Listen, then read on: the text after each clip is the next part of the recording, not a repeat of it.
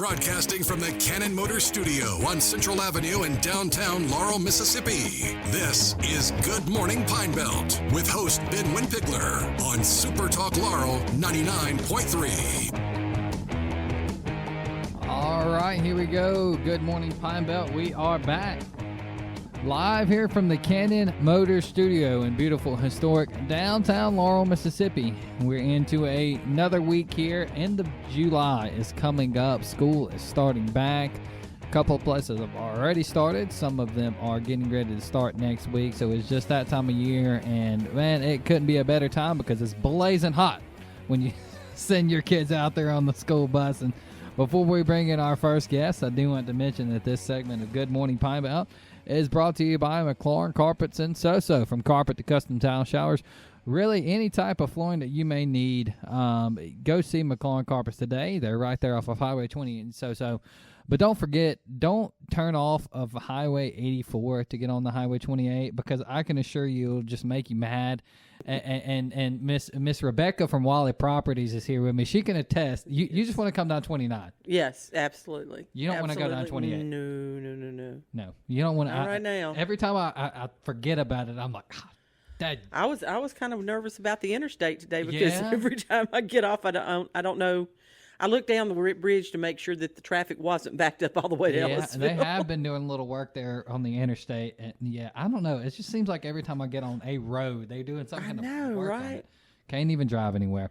Well, our guest there is she joins us every month is Miss Rebecca Patrick from Walley Properties. And Miss Rebecca, y'all got lots of things, lots of land coming up. And I know last time we talked about just some different things that y'all are looking for and everything, but I know what we talk about all the time, how y'all have land for everybody, every size, every shape, That's right. everything that you may need, horses, hunting, whatever the case may be.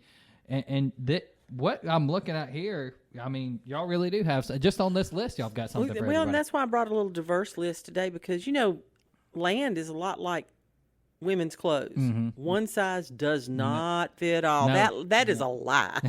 I don't know who invented that. I don't either, but it is not true. One size. When I say that one size, I'm thinking, yeah, right. Yeah, okay, yeah. So land is one size is not one size fits all. Right. People have different ideas of what they want to do. Yep. What's just the perfect piece of land for one person. Yeah, it may not be that for the next. Exactly. So what we try to do, and of course, I'm sure this is industry wide, but we try to fit the landowner with what it works for them. Yeah, of course. Yeah. And because if it's not a fit for them, then there's no point, right? Exactly. And so we do have everything right now from a beautiful, beautiful pasture land type farm in Simpson County to a piece of property over in, I believe it's, I'm going to say it, make sure it's Jeff Davis County, that would be suitable for a poultry farm. Oh, yeah. And, because poultry farms, I have learned, I've had a lot of education in this business over the past 8 years. There are so many requirements. Yes. Oh, my gosh. To have a chicken farm. Yes. And and there are people who are looking for that. It's like, that's what I want to do. Well, we do have a piece that's in Jeff Davis County, not too far away from here, probably about an hour. Okay. And if somebody's interested in that. So we have all kinds of different things right now that if they check out our website, they can see more about it because we have drone video and pictures and everything. But well, since we're talking about it, let's start with that location there. And I know it's not first on the list, but let's start with that location there in Jeff Davis County. Okay. Well, it is 48 acres. It's about, let me see, I think it's 7.5 miles northwest of Prentice, about 4 miles southeast of New Hebron. So it's out in the country, obviously, which is where you want a chicken house. Of course, yes. And but it has a lot of this piece of property does have a lot of potential. And there's no restrictions in this area, just like most rural areas. We do occasionally get something that maybe some lots or something in a subdivision with restrictions, but this one, no building restrictions, so mobile homes, RV pads. That's one of the things I had never thought of either, but somebody that might want a weekend hunting camp, and you're like, well, I got an RV. Well, you can put a pad up there and run your electricity and water hookup, and there you go. You're set. Yeah. So this is one of those pieces, but it's in a great habitat for local wildlife. But it has a lot of new recreational opportunities. It would make a great campsite. You could. There is a 1/4-mile gas line that runs through the southwest portion of this property. My eyes perked when I saw that. How many times do you? I mean, when we drive down the road and I see a power line, I look to see if there's a shooting house. Look, I'm craning my neck when it's time. I'm like, is there a deer down there? Is there a deer down there? Yeah, I do the same thing. You're riding down the road, you see a power line or a gas line, and you're like, oh wow, look at that, and inevitably there is a shooting house. Yeah. So this is one of those pieces of property. It has room to enjoy four-wheeler or even horseback riding. Horses, great opportunity to have a spot for your horses if you'd like something like that. It could be a great investment property because it has the potential to be either developed into a tree farm or, and of course, we know somebody who can help you with that. That would be the Walley Forestry side of our business. Yeah. And it is in an elevated flood-free zone, and so that's an ideal location for building chicken houses. Yes. So you've got some opportunities with this, and the price on this property has recently been reduced. Nice. And so it's just over $100,000, $107,000. So somebody who's looking for an investment, either a timber investment, or perhaps poultry houses. There you go. This is an opportunity for you to do that. Absolutely. I said a good price if you're looking into poultry houses because building the poultry houses are not cheap. No, definitely not. So you want to get a good price on the land. Exactly. All right. Well, let's. I guess we can go back here to the top of the list here. Okay. Out there in let's see, where is this? This is Simpson County. This is Simpson County. And it is 3 miles south of Mendenhall and 6 miles north of McGee. So there you go. It's not too far off of Highway 49. Okay, yeah. It's 109 acres. Wow. It's SI 109, and it is prime pasture land. When you look at the pictures and the drone video on this site, you're going to see a ready-made, perfectly suited pasture land. Yeah. And it is definitely turnkey. 80 acres have already been used for pasture land. So of the 109, you've got 80 acres right there that's ready to go. Nice. And if you look at the pictures too, it is being used, so you can see the cattle and I think there's even a donkey. I thought the donkey was kind of cool. Yeah. But keep the coyotes away. There's plenty of room for domestic livestock. And like I said, I do occasionally get specific requests for, can we put my horses out there? Yeah. And y'all, this is a beautiful place for horses. And it looks like it's already got a little livestock pond. It does. It's got a livestock pond. It's got fencing in place. Nice. So you don't have to worry about that. Small livestock ponds located near the gated entrance. There is a gated entrance. And there's a larger 4-acre shared pond. Okay. On the southern portion of the property. Well-maintained gravel road leads to a large red barn. The barn's already there. And you'd have to look at the pictures and everything to see it all, but there's even livestock pens and watering troughs in place too. So, very nice. So it's ready made. It's beautiful, beautiful, beautiful pasture land, and where it's situated close to McGee and Mendenhall. If you know anything about the area, you're right off of 49. Seriously, so Hattiesburg's probably about an hour to the south. We're about the same distance. Okay, it's not too far away from Laurel.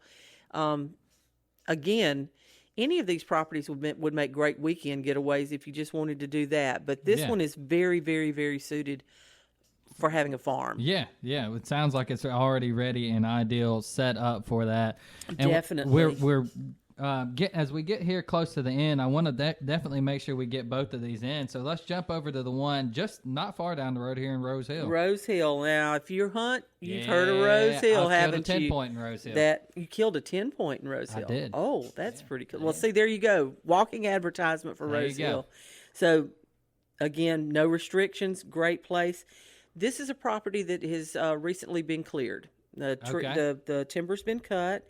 So basically you have a clean slate for whatever you want to do. Again, if you want to have a tree farm and you want to do that, we know the people who can help you set that up. Yep. And it's smaller. So yeah, it is a smaller size area. 43 acres. Very popular area for turkey as well. So It's recently been, like I said, it's recently been clear cut, so you can establish food plots, internal roads, trails. You could fix this one however you want to Blank do. slate. Now let's go. I know we're running out of time. And real quick, we've got the crown jewel on the sheet. Oh wow, this place is beautiful. It is 192 acres, JO 192, and it is located in South Jones County, about 3 miles south of Ellisville, which makes it about 8 miles from Laurel. And like I said, 192 acres, perfect blend of prime hunting land and timber production. Plenty of nice places to build a camp house or a country estate home. Over 1 mile of Tallahassee Creek frontage. That is primo. And it's a wildlife haven. 70 acres of 20-year-old pine plantation, 20 acres of 15-year-old pine plantation, and 100 acres of beautiful mature hardwoods and cypress. That is a hunter's paradise. It has been well maintained. Hunter's paradise. Gated. It's a gated community, established. Nice. Gated property. Yeah. Established food plots, and it even has a drainage system to help with. I know somebody said, well, Nice. It's got close on the creek. Well, there's even a drainage system to help with that. So you can't beat that.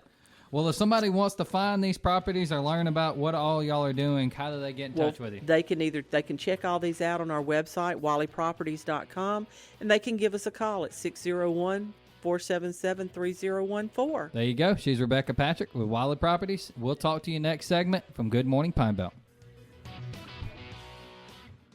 This is Good Morning Pine Belt on SuperTalk Laurel 99.3. All right, here we go. Good morning, Pine Belt. We are back live here from the Cannon Motor Studio in beautiful, historic downtown Laurel, Mississippi. It is another hot one out here today. Our thanks to Miss Rebecca Patrick from Walley Properties and Walley Forestry.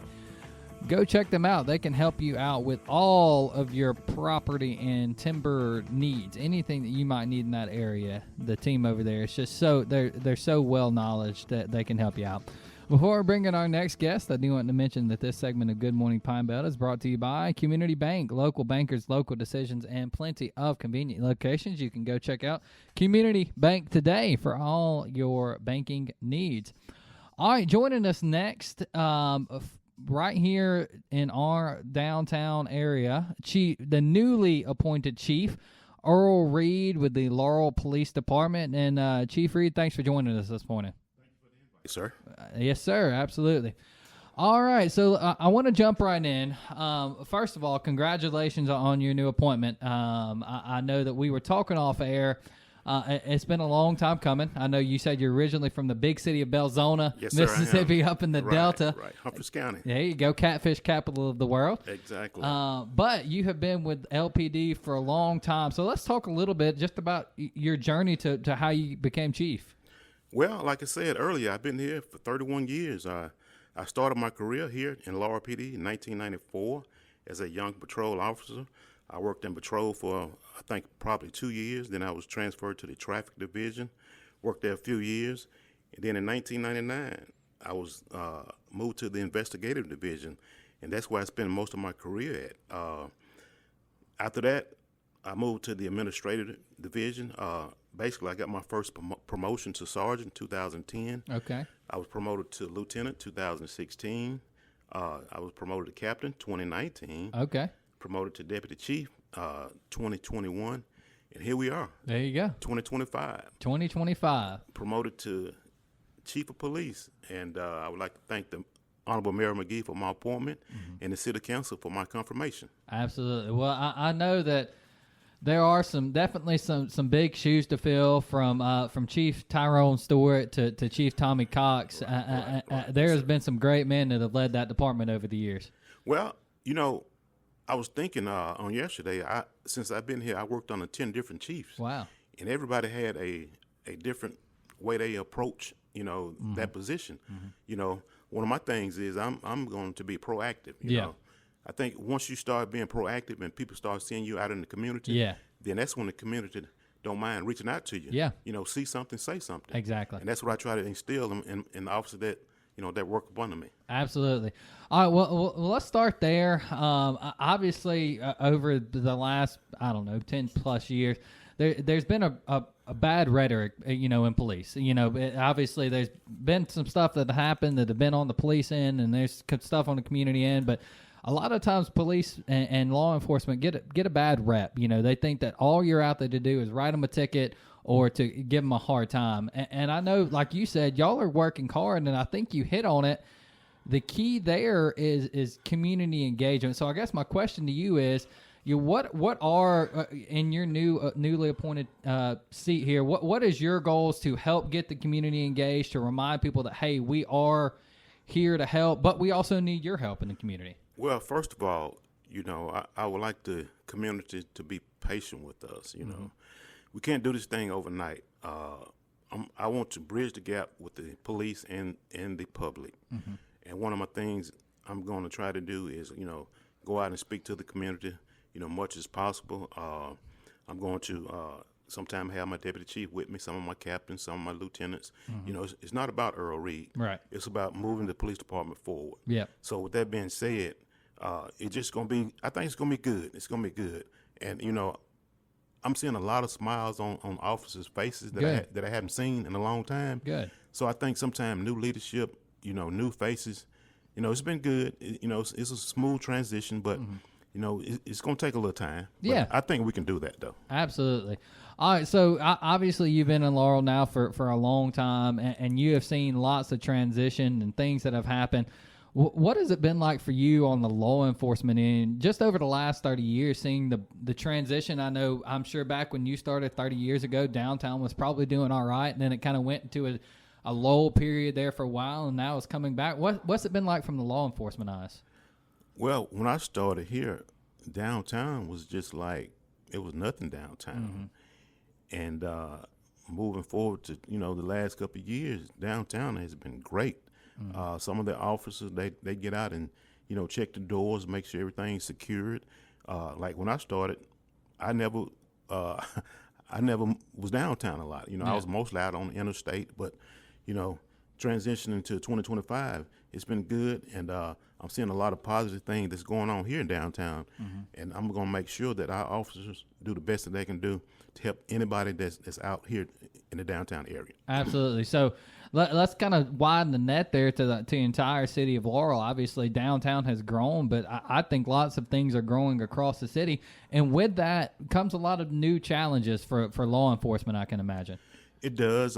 One of the things that I want to do is I want to make sure that the citizens are safe. I want to make sure that the citizens are safe going out to eat, dinner or going out to the mall shopping. At one time, citizens felt safe, but I was talking to a young lady on on Saturday. She was telling me that she'd been staying in this residential area for 50 years. Mm-hmm. And all of a sudden now, at 6 p.m., she has to go into her home.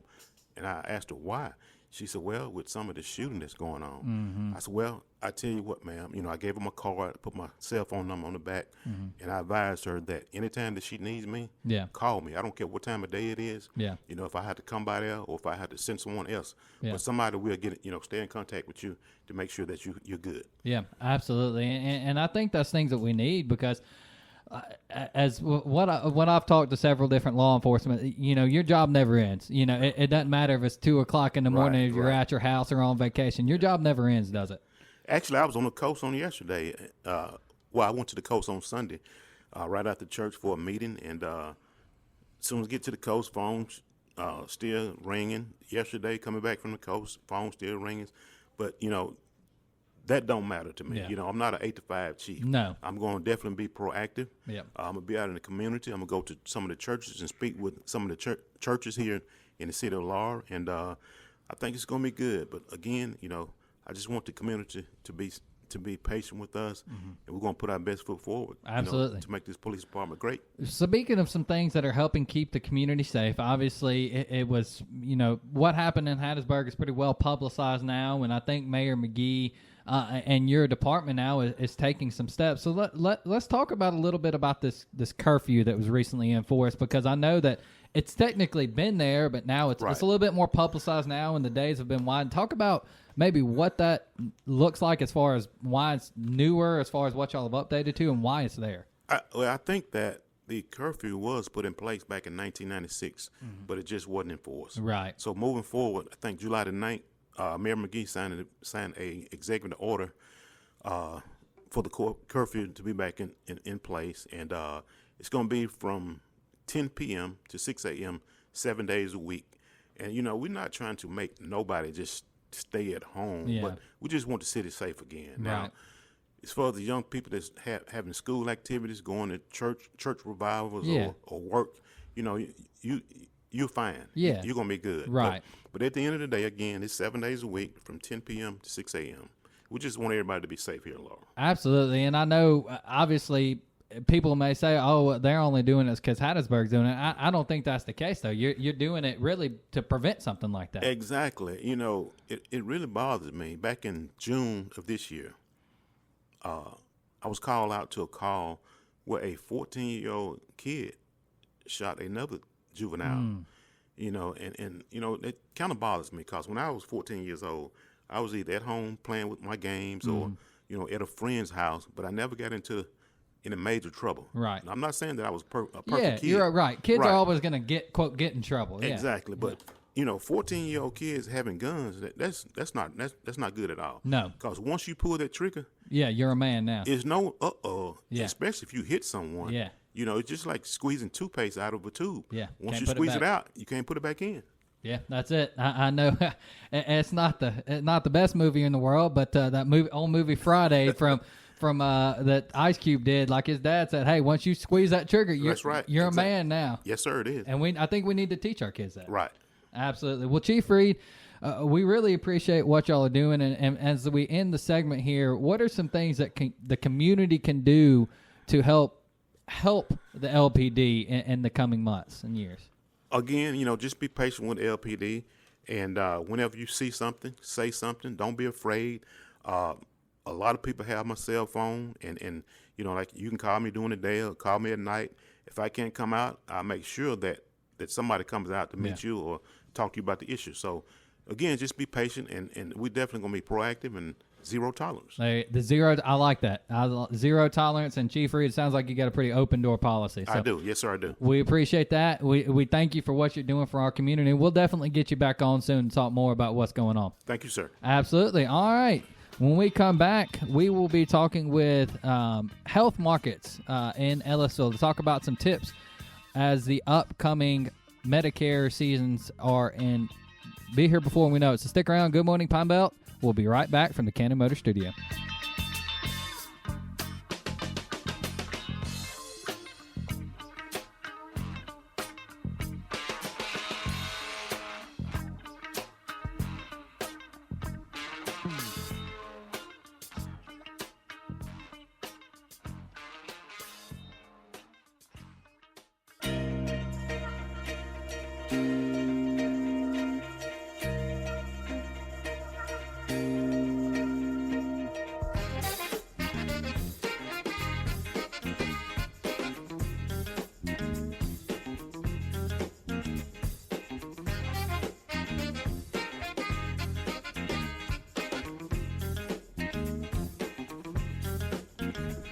All right, here we go. Good morning, Pine Belt. We are back live here from the Cannon Motors Studio in beautiful, historic downtown Laurel, Mississippi.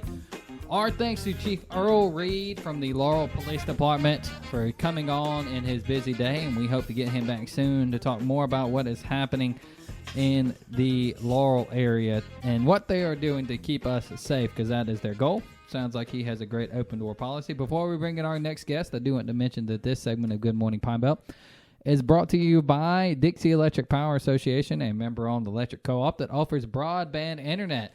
If you don't have DE FastLink yet and you're a Dixie Electric member, I don't know what you're waiting on, because I don't know why you would want to call Xfinity when you could just call the good people over at Dixie Electric today, and they will get you taken care of.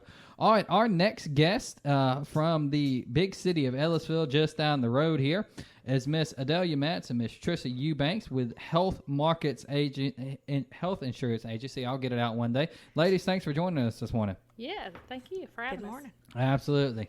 All right. Well, let's we'll jump right in because I know that obviously when it comes to health insurance and all of that, a lot of that is very, very, very, very hard to navigate, especially as you get older and you get into all the different things that come from Medicare and this and that, and what do I do supplemental? That so a lot of people just don't know because it's a lot. It's a lot to deal with.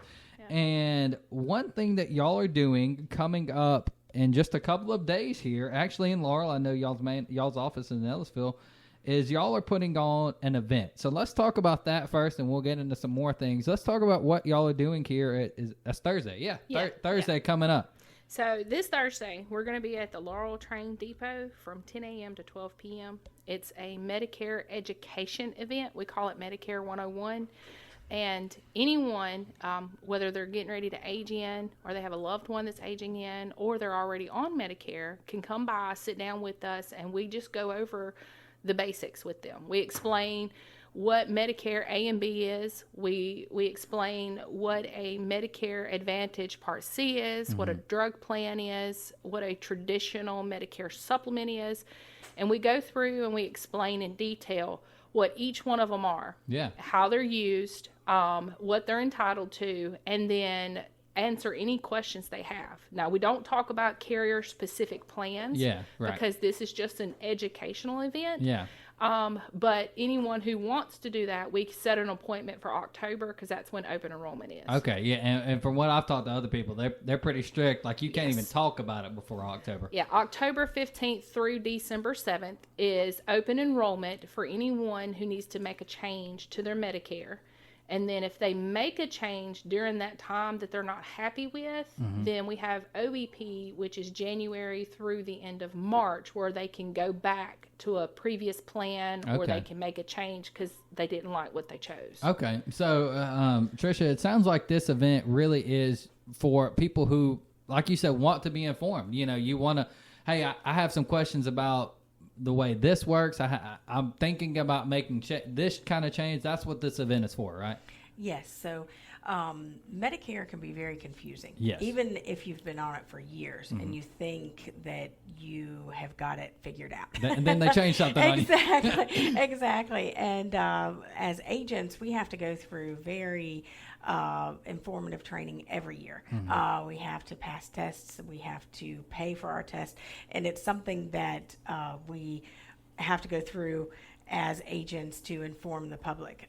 That way, everything that we are doing and informing is correct. And we're not doing anything illegal or incorrect and for them. So this educational event helps people throughout the year. We have had several throughout the past couple of years, but we are going to have more towards open enrollment.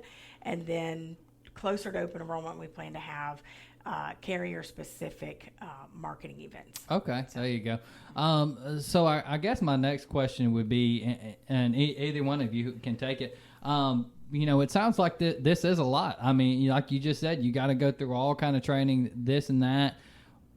Why get into something that is going to be so difficult? You got to learn all the new rules, and the government will change something on you in a split second and not tell you about it until the last second. Why get into something like that? You have to really want to. So for me, it started with my grandmother. Okay. Someone from a call center called my grandmother, told her that they had this free plan that she could get all these extra benefits for. And at that time, she was fighting cancer.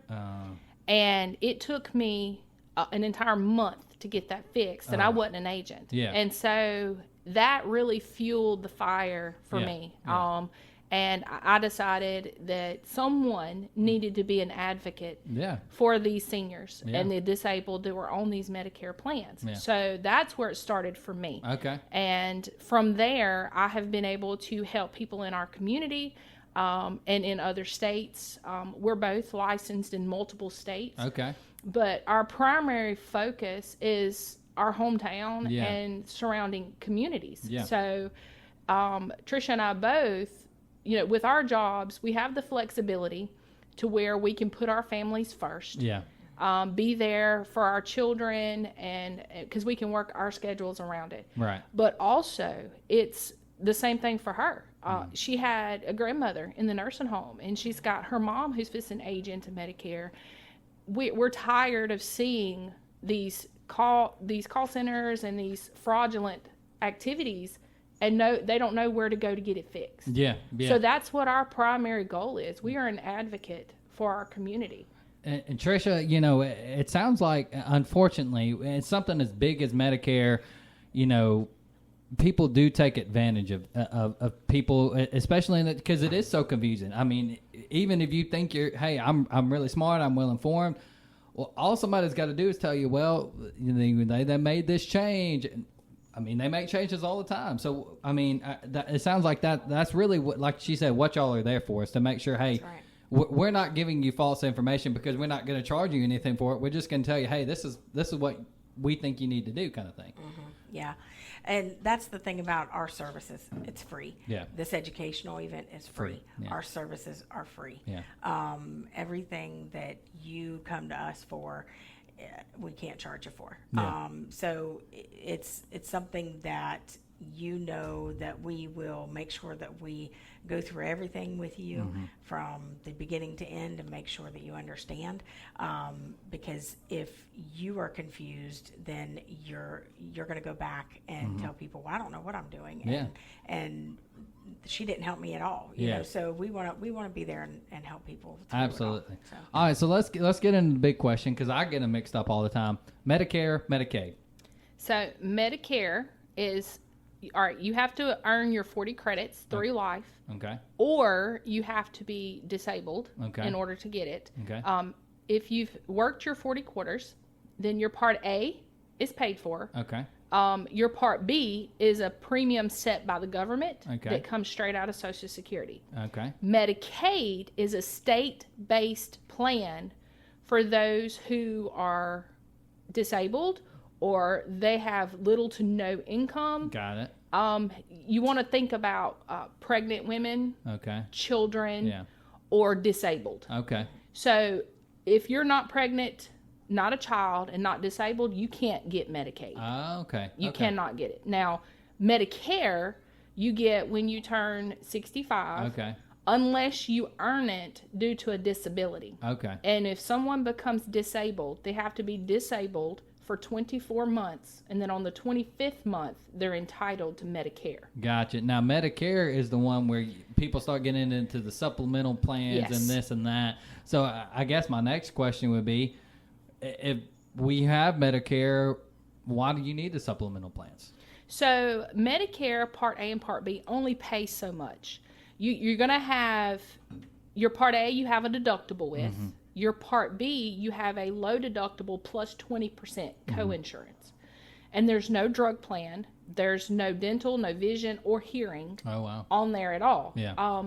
With Medicare, it pays for your Part A and Part B pays for your office visits for your primary doctor. They pay for a specialist. They pay for tests, hospitalizations, surgeries, but that's it. Yeah. So, I mean, if you've got health issues and you're constantly going and having tests done and you're constantly in and out of the hospital, that 20% is going to add up quickly. Very quickly. And then you don't have a drug plan to pay for your prescriptions with it. You have to buy that separate. Yeah. So that's why you need a supplement. Okay. That makes sense.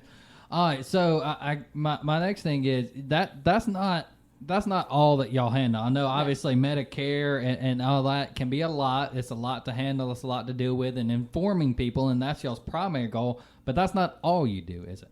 No. So we try to help everyone. So we can insure anyone from birth to death. Okay.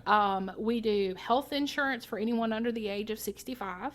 We do major medical or short-term, tri-term, or we have supplemental plans that pick up for those who just really don't need it, but they need something in case of catastrophic. Yeah. We also offer dental, vision, and hearing plans, cancer, critical illness, chronic illness.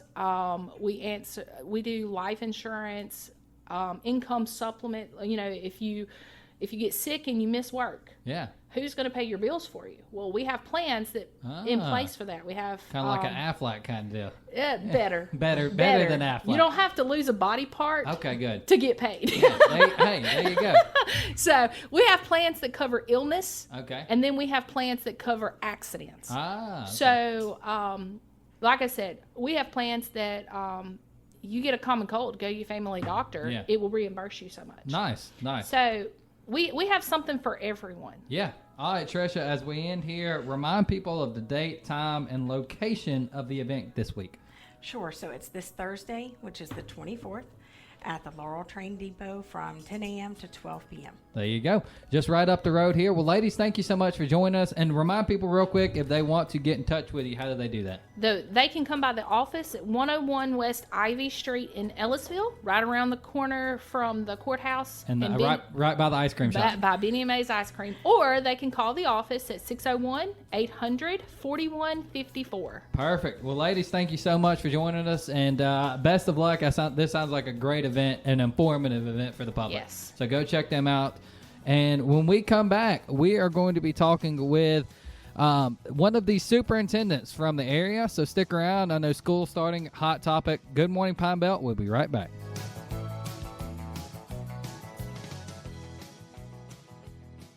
You're tuned in to Good Morning Pine Belt on SuperTalk Laurel 99.3. All right, we are back here. Final segment of Good Morning Pine Belt, live from the Cannon Motor Studio. Our thanks to Miss Tricia Eubanks and Adellia Metz there from HealthMarkets in Ellisville. Go check out that event this Thursday for some great information. It's not going to cost you a dime. All right, before we bring in our next guest, I do want to mention that this segment of Good Morning Pine Belt is brought to you by Magnolia State Bank, soon to be Bank First. But don't forget, just because they're changing names does not mean that they are changing the culture. Go check them out today. You can still sign up, and you'll be in the transition period as they go to Bank First, but it's still going to be all the hometown services you know and trust, just a different name is all it is. All right, joining us now as the school is starting, so I really appreciate him coming in, the superintendent of the Smith County School District, Mr. John King. And Mr. King, thank you so much for joining us this morning. I know you've been busy. Well, good morning. Thank you for having me. Absolutely. Well, look, obviously right now you've got a few places that are starting back already, some that are starting back next week, and teachers coming back and this and that. So this is a very busy time of year for you. And Mr. King, I want to start with Smith County. Besides the watermelons, which we were just there in Mize on Friday, besides the watermelons, y'all's track record in athletics is just unbelievable. I mean, between Taylorsville, Mize, and Raleigh, what are y'all feeding those kids there in Smith County? A lot of hard work, I guess. They definitely put the work in. I give them that. Absolutely. Well, I know that y'all have definitely got some, like I said, every year it seems like one of your schools, whether it be football, baseball, is contending for something. And but I want to talk about here, obviously, school, like we said, school is starting back. But what you told me is y'all's teachers are coming back next week. And remind me again of when the kids actually start back. The students, the 1st through 12th grades actually come back on August the 4th. And then our pre-K and kindergarten start the next week on August the 11th. Okay. Now, one thing that you did mention that I think is pretty cool because it cuts down on a lot of people being up there to school, coming back and forth, is y'all actually have a new way for parents to register their kids. Tell us about that. They go in through our website on Smith County Schools, and they can do online registration. That opened up on July 2nd, and will go through the first day of school. Parents can do every single thing online. They upload their documents online, everything that we have to have as far as proof of residency or anything else. And it just cuts down on a lot of the traffic in the school in the first week to just make it a little more streamlined, hopefully. Yeah, absolutely. And I'm looking at it here on your website. I mean, it looks like you've got every bit of information that they need is right here on the website. where unless they just absolutely have to, they don't even have to call you. That's right, and the only ones that really have to come in are the new students coming in. All the returning students, they just go back in and update their information through the website, and they don't even have to come till the first day. There you go. Hey, that's really easy. So this is just for returning students. New students still need to come in. Yeah, new students will still have to come in and do in person because there's a lot of documentation that we have to get from them as far as first-time students enrolling. Okay. All right, now, Mr. Smith, I want to get to, because obviously Smith County, while y'all have a few schools there, it's not big. There's not a lot of people in Smith County. There's not a lot in the grand scheme of things, not a lot of students. But y'all are doing something right over there, because my dad actually worked at Raleigh several years ago and has been in the Taylorsville, Smith County area. Why is it different over there, and why is it different as opposed to maybe a bigger school district? We enjoy the small town vibe. I mean, with the smaller schools, we have 2,300 students in the district. Most of the schools are going to be in the 300 to 400 range as far as the high schools, and the elementaries. They're a separate school, but they're going to be in around 300 to 400 range as well. Raleigh Elementary is a little bit bigger, and Miles High School, the vibe that you get with a small town environment, everybody knows everybody. Mm-hmm. I mean, that can be a good thing or a bad thing sometimes, but it gives you a lot more personable feel when you know your teachers, you go to church with them right down the road, and you see them out in the community. And so you don't get lost in the crowd as you would with a larger school. Yeah, absolutely. And I know that obviously y'all have some great students and some great teachers out there. Talk a little bit about them. Absolutely, we do. And you mentioned one thing about the athletics. I want to talk about that for one quick moment. Yeah. We do have Raleigh High School is bumping back up to 3A this okay. year. So for the first time in a long time, all of our schools aren't competing against each other in classification. Yeah. And so we're really excited about that we can have possibly a student at a school at every level that is competing. But yeah, we go back and we talk about our kids, and our kids are great. We have a good community that feeds our schools, and a lot of our teachers are homegrown. Yeah. There's not a lot of industry here, so people don't just move into Smith County for no reason. So a lot of our teachers went to school here and they came back, and now they want to give back to the community, and that just provides a lot more homelier feel in our district. Absolutely. Well, Mr. Smith, we have ran out of time, but I greatly appreciate it. I know y'all are busy, so I appreciate you taking time out of your busy schedule. And best of luck this school year, and y'all are doing great things there in Smith County. So thank you for coming on. All right. Thanks for having me. Yes, sir. All right. Well, that does it for Good Morning Pine Belt today. Hey, it's 10 o'clock, so you know what that means. K-Rocks is open. Go check them out. Get you a chick on the stick. Tell them that I sent you, and you probably won't get a discount, so don't get too excited. All right, Middays with Gerard is up next, but we will talk to you tomorrow from the Cannon Motor Studio. Keep that dial on SuperTalk Laurel 99.3.